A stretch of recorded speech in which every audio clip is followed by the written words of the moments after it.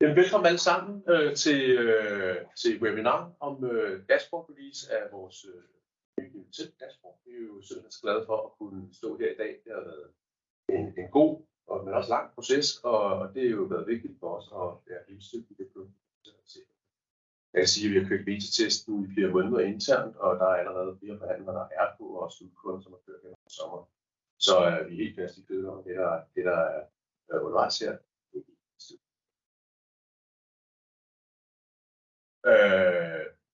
Kort agenda, som dem, der var her til starten så, jeg nævner bare lige velkommen, så kører vi en kort gennemgang af den nye dashboard. Vi vil nok se, at der er rigtig mange år tråde til det gamle, og det ser bare helt anderledes ud, og så er der en hel masse nye ting. Men vi laver en kort gennemgang af den, og så skal vi frem for alt efterfølgende tale om den proces for alle de kunder, som allerede anvender det i dag. Og så er der rigtig meget tid til, at vi kan svare på alle de spørgsmål, der er. Så brug hejs hånden-fladet, så skal vi spørgsmål, der er efterfølgende. Og det dag, vi er her i lokalet, det er mig selv, der ikke kender mig, jeg hedder Peter Munk, og er kommunikationsdirektør, og Kasper, som er product manager. Elise, som også sidder i product, og så er der en kæmpe del af at koordinere på det her produkt klart. Vi har Lars over, og så har vi 2 teknikere med, der som det er og Morten, som har båret en meget stor del af team, som har bygget. Så det er rent praktisk. Ja, hånden op, hvis der er spørgsmål. Vi skal nok holde øje og sørge for at komme igennem dem alle sammen. Og frem for alt, sætte jeres ord på mute. Det hjælper vi også lidt med. Vi har en til at sidde og hjælpe med at mute folk, der glemmer det, så der ikke er for mange nye baggrund og sådan noget. Og en anden lille praktisk information er også, at vi naturligvis optager det her, den her seance her, og deler den med jer efterfølgende. Og den præsentation, der bliver delt, får I selvfølgelig også. Men med det, så tænker jeg egentlig, at vi kan gå i gang. Så gå videre til Louise til en gennemgang. Ja.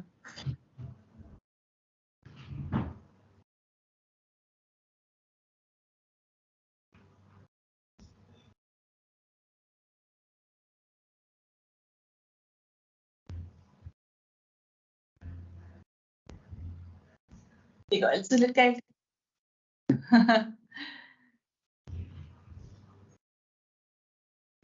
Jeg skal lige... Okay.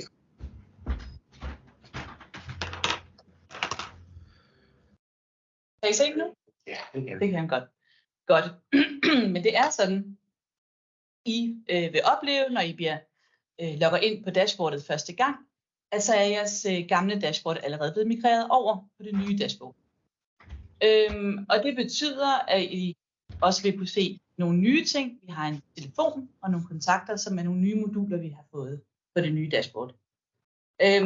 Det betyder, at hvis I havde 3 kolonner på det gamle dashboard, har I nu 5 kolonner på det nye dashboard. Og dem kan I jo selvfølgelig gå ind i redigeringsmode og rykke rundt på og slette og gøre ved, hvad I lyster for at få lavet jeres personlige dashboard.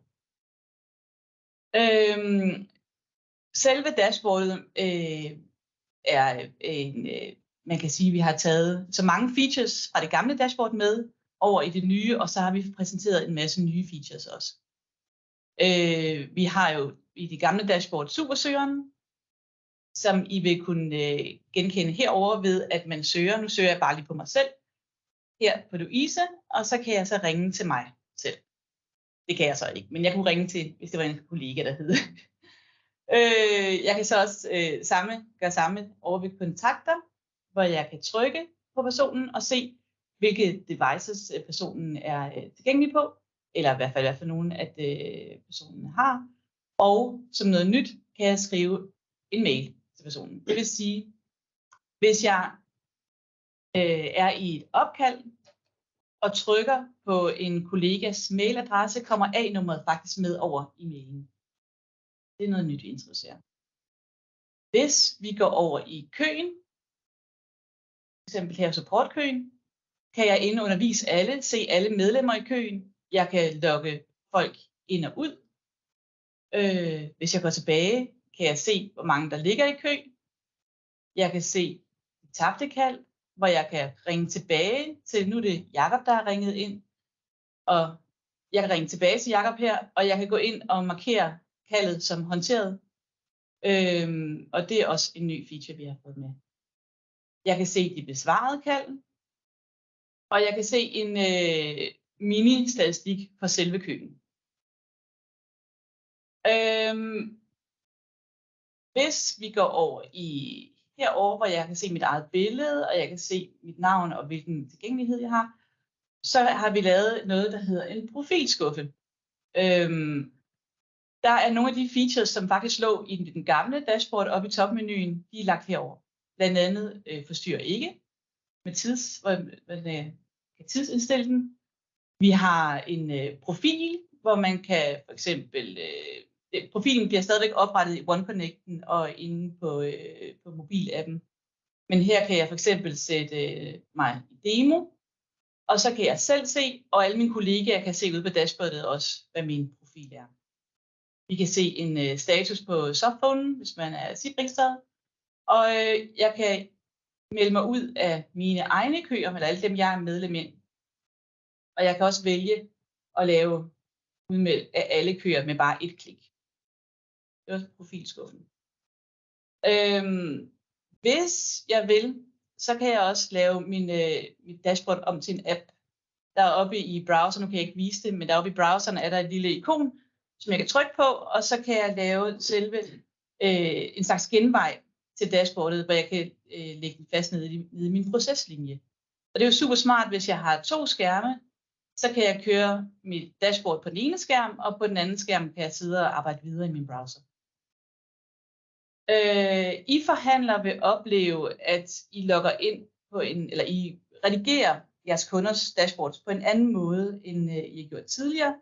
Nu skal I logge ind i OneConnecten, hvor hvor I logger ind på selve PBX'en, og hvor der er et dashboard-knap, som I trykker på, og så kommer I ind i et redigeringsmode, hvor I kan oprette dashboards, I kan redigere, og I kan slette dashboards.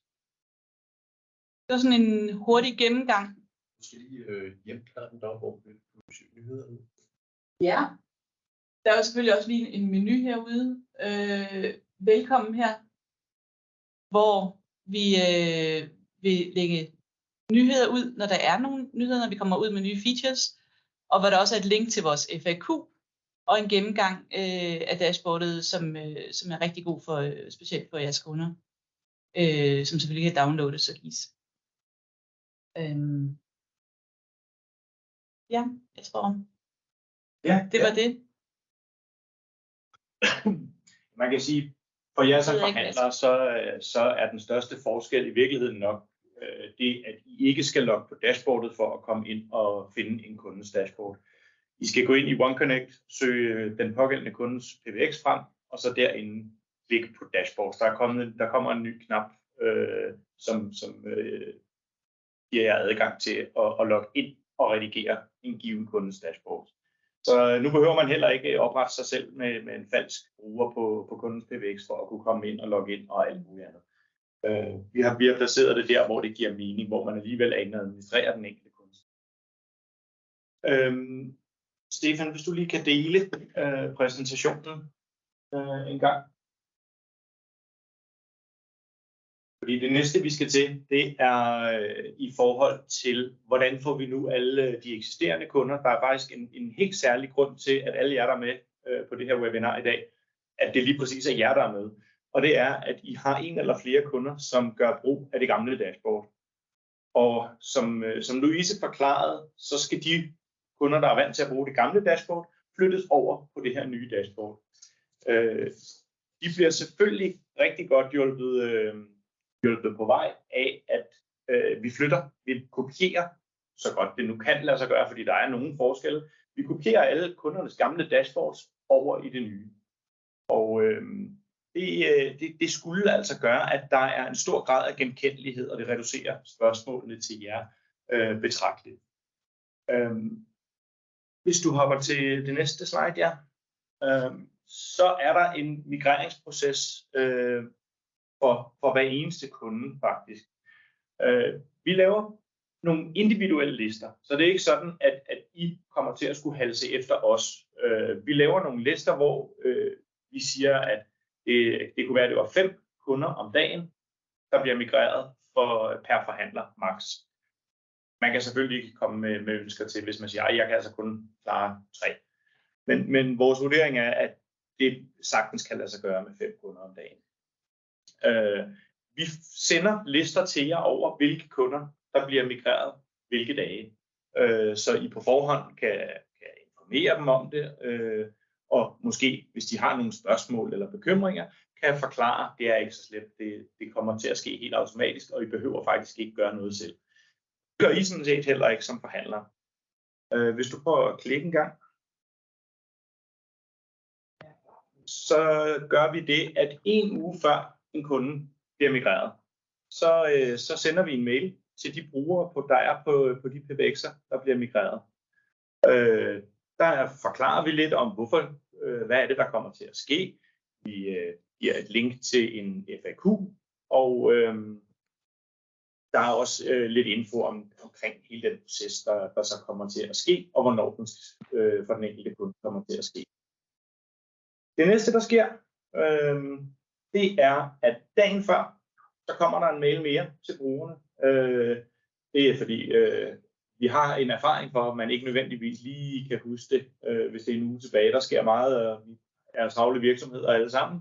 Så derfor så sender vi en mail dagen før med information en gang til.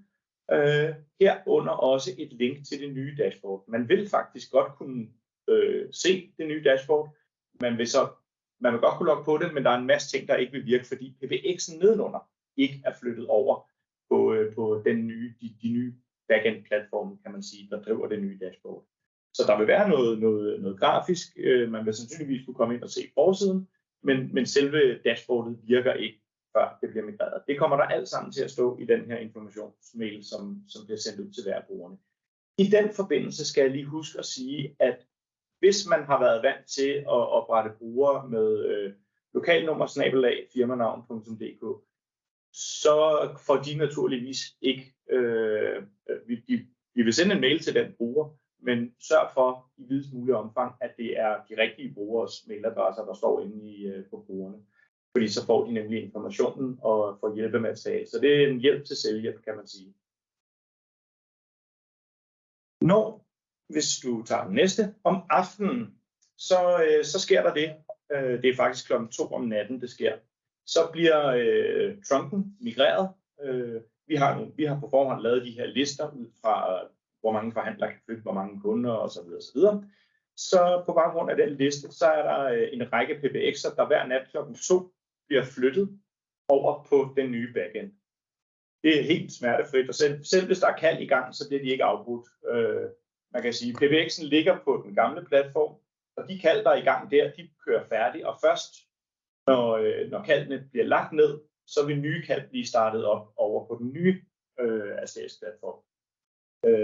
Så kunderne mærker ikke, at der sker noget. Vi gør jo det her dagligt, flytter mellem forskellige backend-platforme. Så det er noget, vi er vant til at gøre, og det er ikke noget, der forårsager nedbrud eller tabte kald eller noget som helst. Der sker så også det, at vi kopierer de dashboards, der er, fordi hvis nu kunderne i den sidste uges tid op til alligevel har siddet og redigeret, der er måske startet en ny medarbejder, de har ændret i deres dashboard, så for at sikre, at det også kommer med over, så kopierer vi så kundens eksisterende dashboards der klokken 2 om natten og opretter dem over på det nye design. Og så bliver der aktiveret en redirect. Det vil sige, at hvis den enkelte bruger forsøger at logge ind på det gamle dashboard, så rammer de jo, som de gør i dag nu, vores nye single sign-on platform. Den går så ind, og den ved, at den her bruger er på en PBX, der er blevet flyttet, og derfor bliver de dirigeret over på det nye dashboard i stedet for. Så selv dem, der har deep linket og genveje og alt muligt, de vil faktisk automatisk ryge over på det nye. Selvfølgelig vil det være en fordel, hvis de opdaterer deres genveje og så videre, men de behøver ikke. Vi skal nok sørge for, at migrerede kunder bliver lidt over på det nye dashboard det rigtige sted.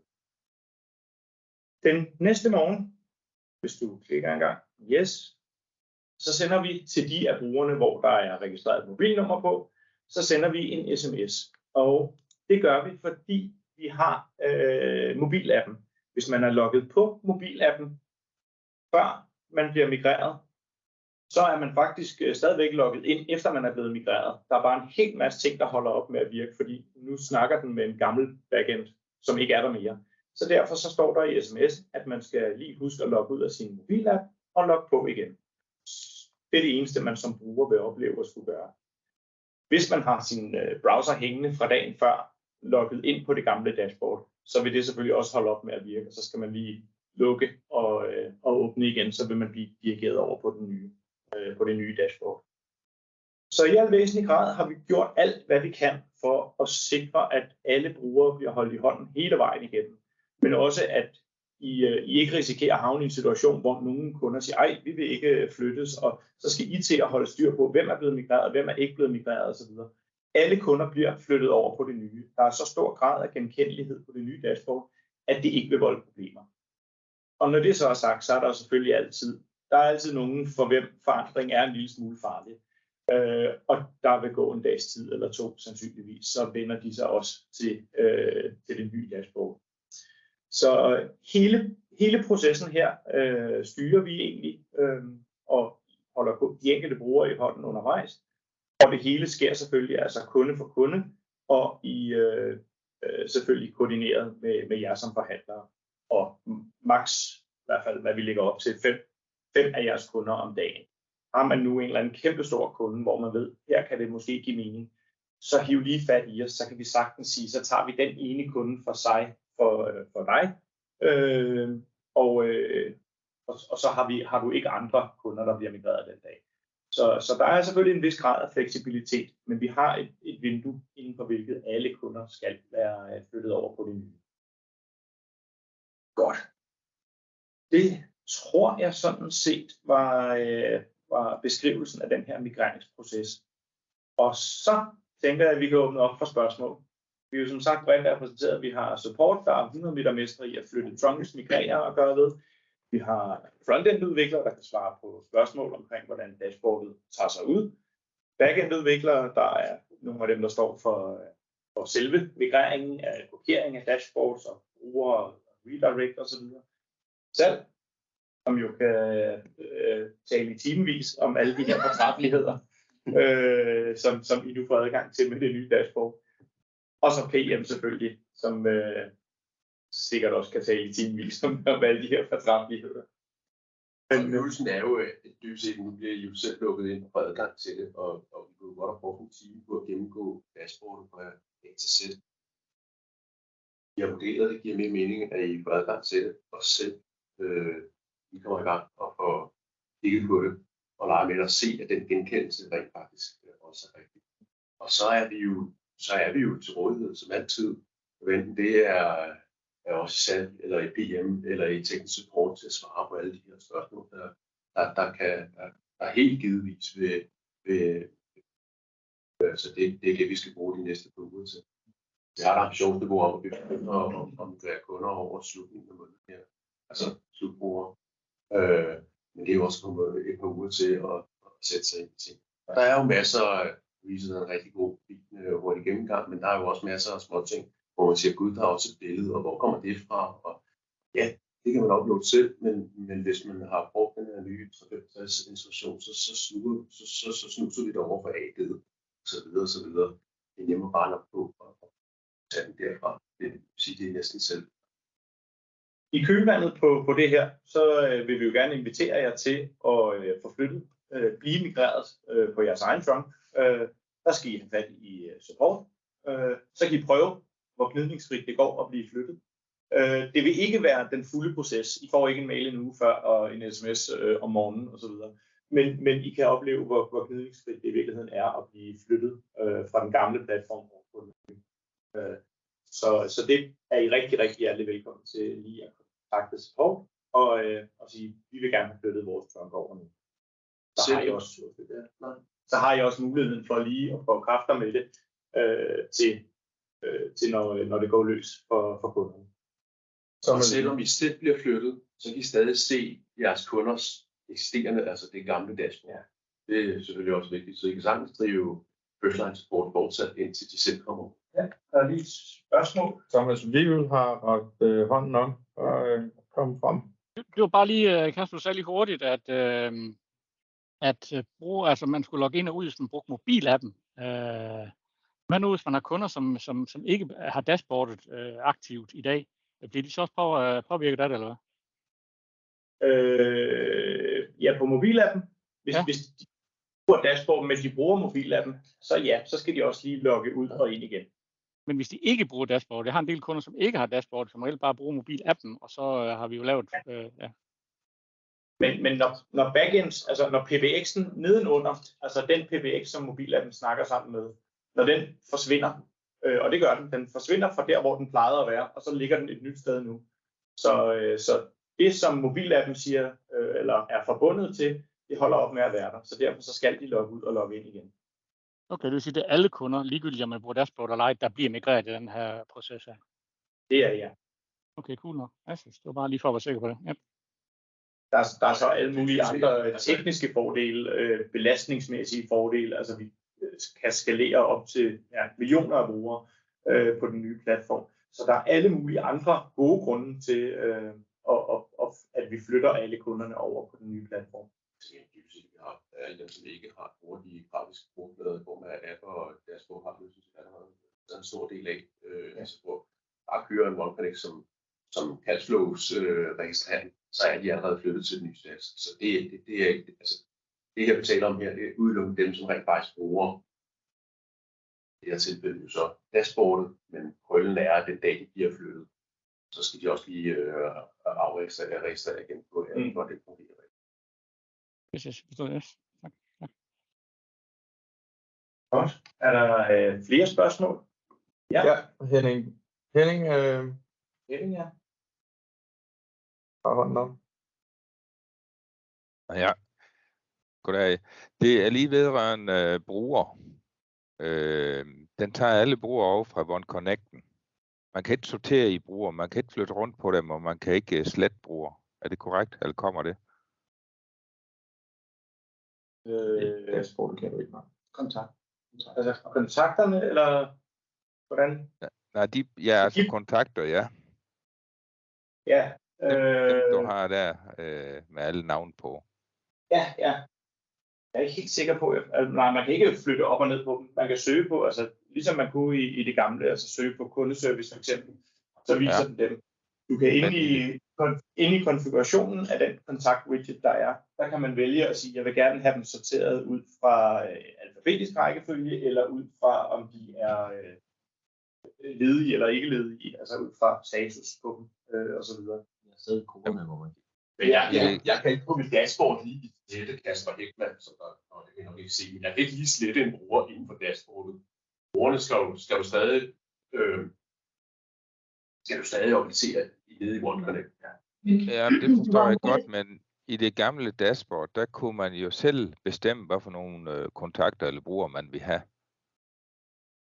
Men det kan du stadigvæk. Der bruger du det, der hedder grupper. Okay. Kontaktwidgeten er det, som man før fik frem ved at trykke på et forstørrelsesglas op i højre hjørne. Så fik man den her supersøger frem, som lå hen over dashboardet.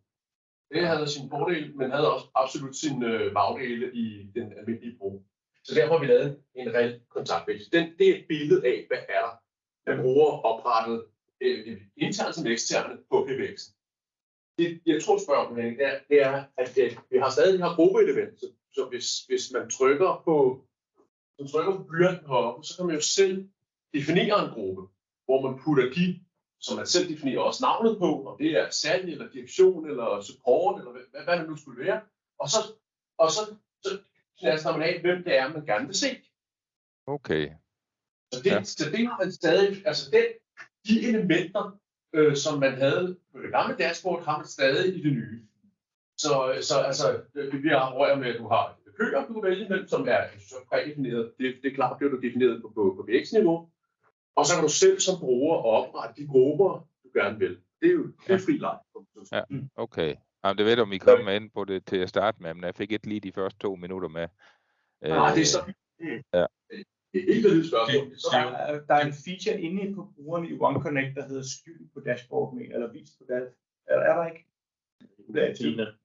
Det er på mobilappen. Ja, det er rigtigt. Det skal også siges med de her widgets, du kan bygge et dashboard fuldstændig, som du lyster, så hvis du ikke har interesse i at have kontakt-widgeten, så lad du bare være med at lægge den på dit dashboard. Så kan du have dine grupper og dine køer. Så der er ikke nogen tvang i, hvad for nogle widgets, der skal være på dashboardet. Okay. Vi har lagt med en default migrationsprocessen, fordi det er nogle nye elementer, som man som bruger før skulle bruge. Altså her et andet sted i det eksisterende eller gamle dashboard, der lå meget af det her, hvad er ind og ud, og hvilke device bliver ringet på, så det lå jo ligger oppe i topbaren. Det er vi lavet helt op, og det ligger så i denne her nu, som jo, hvis du ringer mobilbruger, så kan du se sin kald, som kommer på sin mobil frem og tilbage, men det her, det er jo sådan set også en softphone. Man bygger en helt ny softphone, helt ny teknologi, super understøttelse af alt lyd og så videre. Og det ligger jo i denne her, så længe man er tiplæbet. Så det ligger alt sammen i denne her. Og så, som vi sagde lige før, det her det er sådan set den gamle supersøger, som dækker ud. Og det var Stefan, der lige kommenterede bagfra. Ja, det var lagt ud for, at du som bruger ikke føler, Gud, hvor blev det af? Men du kan altid trykke på denne her og fjerne de widgets der er, og bygge op og lave flere eller færre kolonner osv. Det eneste andet nye element, der er, det har Louise sat på heroppe, det er Valbox. Valbox var før sådan en træform, der sad heroppe. Det er jo langt fra alle, der skal skulle styre Valbox i en virksomhed, så det er jo faktisk valgt at lægge ud som et element, som man kan tilvælge den enkelte eller de få medarbejdere i virksomheden, som skal have mulighed for at køre det ind. Så det lægger man ind og styrer så individuelt, i stedet for at alle havde mulighed for at rode rundt i virksomheden. Fornemt. Tak. Ja, velbekomme. Er der spørgsmål yderligere? Egentlig nok tænker jeg primært i relation til migreringsprocessen. Der er slet ingen, der vil spørge, hvornår vi starter. Ej, hvor er jeg glad for, at I spurgte. Vi starter på kundemigreringen i slutningen, men I vil jo skulle have information væsentligt før det. Så i hvert fald 2 uger før. Så jeg vil sige, at i løbet af næste uge, der begynder vi at sende lister rundt til jer, med hvornår hvilke af jeres kunder bliver migreret. Der er et spørgsmål mere. Jeg tager lige fra chatten, fordi at Niels han har faktisk smidt en besked ind, og der er kommet ind fra Henrik, inden Lise rakte hånden op. Så den første lyder på, kan vi bede om at få tilsendt listen med kunder, der aktivt bruger dashboard nu, så vi kan starte forberedelsen? Det er helt tro. Det er et korte svar. Henrik Grønager, han spørger, er Softphone integreret i dashboard, så man ikke behøver at installere Softphone længere? Ja. Og hele den gamle, der var det sådan en standalone en, der lå nede og lå som sådan en systemproces, der kørte i baggrunden. Den nye er faktisk bygget ind i dashboardet, altså SIP-klienten er bygget ind i dashboardet. Og der har man så også den fordel, at det nye dashboard er bygget som det, der hedder en Progressive Web App. Og man kender det fra Spotify for eksempel. Hvis man går ind på spotify.com, så er der sådan en lille ikon oppe i adresselinjen. Hvis man klikker på det, så får man installeret det på sin computer, som om, at det er et program, altså et helt selvstændigt program ude fra browseren. Det kan man også med vores nye dashboard, og det gør, at man ikke risikerer at komme til, hvis du sidder i en eller andet faneblad og tænker, nu skal jeg lige have lukket mit fane, men kommer til at lukke hele browseren. Så for at undgå, at du lukker Softphone og alt muligt andet ned også, så kan man altså vælge at køre det som en installeret applikation. Sidekommentarer, det er den gamle Softphone kommer i år på det her, så må jeg fjerne den gamle Softphone. Ja. Fordi så er det fremadrettet det her, der skal anvendes. Og en anden sidekommentar, det er, jamen hvad så, når jeg sidder og arbejder, og denne her er lukket ned, så man ikke kan se noget. Hvordan kan jeg så se, at der kommer noget ind? Så bruger man et headset, hvis man sidder med det. Der skal man have slået notifikationer på. Jeg har selvfølgelig en guide til, hvor man gør det. Og så vil det blokke op her, at der kommer et indgående kald. Ikke? Så man vil kunne anvende det her og sidde og arbejde fuldstændig, altså man behøver ikke at have 2 skærme, så man kan holde øje med, om der kommer kat ind, eller ikke kommer kat ind i sin kasse. Det vil kunne hoppe op. Yes. Lise Blok har et spørgsmål og har hånden oppe. Ja. Jeg sidder og tænker lidt på, hvor er det, man viderestiller opkald til interne medarbejdere? Det bliver meget specifikt. Men det giver sig sådan, man kan sige, du kan ikke rigtig se det her, men det er fordi, der ikke er et opkald i gang, du kan omstille. Så jeg tænker, at selve brugen af dashboardet, der vil jeg igen opfordre til, at I lige hiver fat i supporten efter webinaret her. Prøv at blive migreret selv, og så vil du opleve, hvor intuitivt det faktisk er. Det er blevet meget, meget nemt. Okay. Så det er stadigvæk en forskel fra det gamle til det nye, hvordan man skal viderestille. Der vil være nogle ting, der er en lille smule anderledes. Okay. Blandt andet så giver det ikke så meget mening længere med sådan noget med, man skal hive med musen kaldet ned fra den ene til den anden og sådan noget. Det behøver man slet ikke længere. Okay. Det meget af det er styret herover i til den her telefon-widget. Jeg ved faktisk ikke, man kan se det. Nu er jeg lige lavet kaldt op. Det er mig, der ringer, og jeg ringer ind til Louise her. Så vil du tage kaldet der, og så vil der komme et kald. Det kan være, du lige gør. Man kan vælge at omstille den. Du kan så vælge at omstille den med det samme. Hvis du lige betragter kaldet til at starte med, så kan du se her. Så her der er der en omstillingsknap. Så kan man søge den frem, der skal omstilles til. For eksempel. Kasper. Og så er den skudt afsted af den simple årsag. Nej, det er den ikke. Du har en lun omstilling. Her kan du annullere. Det er jo trække tilbage igen. Eller du kan gennemføre, så bliver den smidt over til mig. Hvis Kasper havde taget den, så ville det jo være kat i gang. Og lige nu står min telefon og ringer op på min plads. Det var lige en hurtig live demo af. Men så det gøres på en anden måde end det gamle. Men det vil være meget intuitivt. Ja. Det er også bare trykke direkte herover. Ja, ikonerne skifter, når man har et kald i gang. Så kan man se, at det er viderestillingsikoner. Der vil gå lidt tid, før man lige vender sig til de enkelte ikoner, men de skulle give mening. De lavede så for at give mening i hvert fald. Godt. Gav det svar? Er der andre spørgsmål? Nogen eventuelt i chatten, Stefan? Jeg har ikke fået nyt i chatten, og der er ikke flere, der har hånden op på nuværende tidspunkt. Vi er også 3 minutter over. Vi er 3 minutter over. Jamen, det var meget godt sat tid med en halv time her. Så vil jeg i hvert fald bare til slut sige rigtig, rigtig god weekend. Skynd jer at få ringet til support. Hold kræfter med det. Gerne også med 365-integrationen. Der river den billederne med over og så videre. Det giver en bedre oplevelse.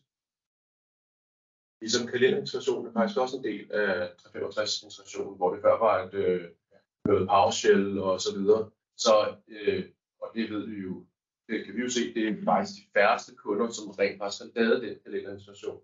Men laver man nu pålogning med 365, så hiver vi også kalenderen derovre fra.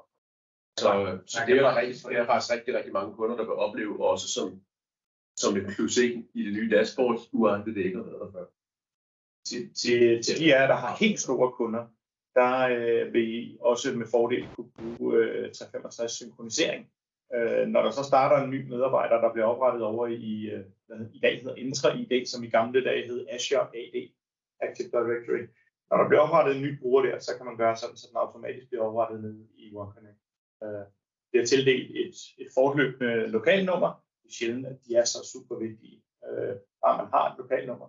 Så der er nogle forskellige ting, man kan sætte synkronisering op af. Det gør administrationen af brugere og deres telefoner noget nemmere for administratorer eller jer som forhandler. Stefan? Ja, der kom lige 2 beskeder i chatten. Ja. Kim spørger, virker det også på appen Mac? Jeg går ud fra det dashboard. Det er en Mac, især her faktisk. Så Progressive Web App, det er en standard for browser. Og det er stadigvæk en browser, der viser det. Så alle, lige før jeg vil sige, at du også vil kunne i en telefonbrowser, der vil det nok foreslå, at du skal installere mobilappen. Men en browser kan stadigvæk vise det på vej. En vigtig ting at sige, det er, at dashboardet er ikke responsivt. Det vil sige, krasser du det ned i et tablet eller mobilformat, så ser du stadig så bredt, som det er nu. Så det vil sige, der er ikke lavet en mobilløsning på web til dashboardet.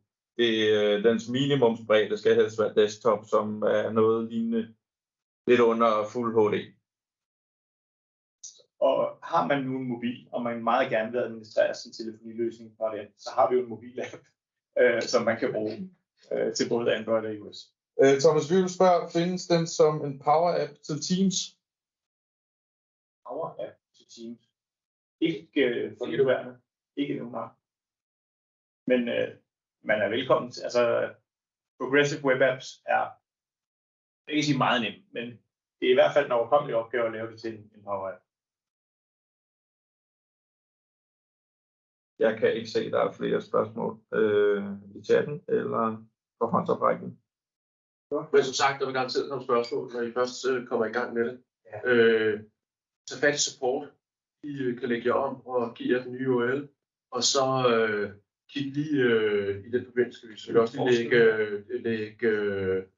sende autoguiden med. Vi har lavet en step-by-step guide.